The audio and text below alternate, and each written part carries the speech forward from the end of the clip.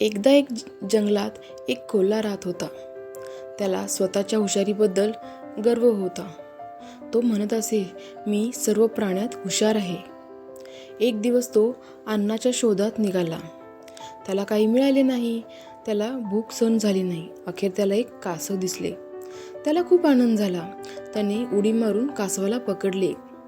कोल्ह्याने कासवाचे कवच फोडण्याचा प्रयत्न केला, पण ते काही फुटेना. कासव धूर्तपणे म्हणाले, तू मला पाण्यात का बुडवत नाहीस? म्हणजे माझे कवच मऊ होईल व मला तू सहजपणे खाऊ शकशील.